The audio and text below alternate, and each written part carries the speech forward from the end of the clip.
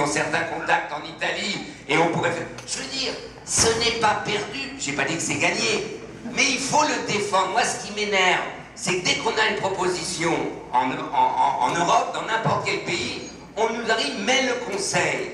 Le Conseil, aujourd'hui, j'en ai rien à cirer si on n'est pas mobilisé. Si on est mobilisé, eh bien, on a une petite chance. Je ne dis pas une grande, mais pour cela, il faut aujourd'hui définir quand et comment on peut mettre les responsables politiques devant leur incapacité à prendre l'Europe, à penser l'Europe. Merci, voilà. merci Dani. Oui, d'autant.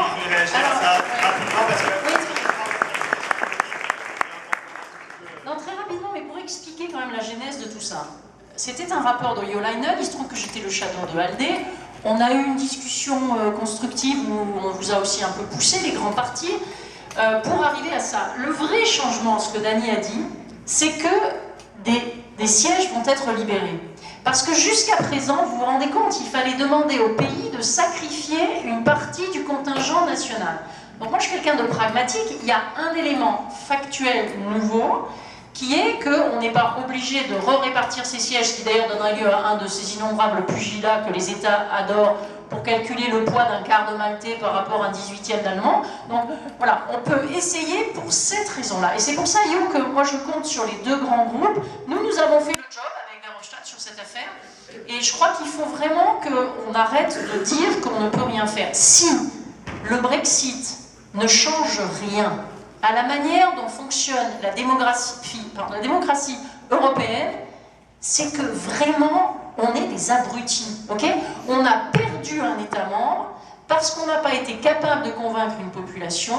L'heure est extrêmement grave. Donc même la question de savoir si le monsieur qui va venir ce soir a fait quelque chose ou pas pendant les 4 années et demie, c'est irrelevant. L'essentiel... Alors vous savez quand même ce qui est délicieux dans cette affaire-là? C'est délicieux. Parce que les gens qui seront à la tête de liste, il faudra qu'ils parlent les langues étrangères. Vous ne pouvez pas aller faire campagne à l'étranger dans votre jargon national. Donc c'est ça qui est particulièrement intéressant, c'est qu'on sera pour la première fois amené, et là je suis sûre que les institutions comme celle de Guillaume, et peut-être les télévisions et autres, finiront par retransmettre un débat multilingue entre les chefs de file candidats à la Commission européenne. Donc c'est là qu'on va faire sauter le verrou national. Merci Sylvie.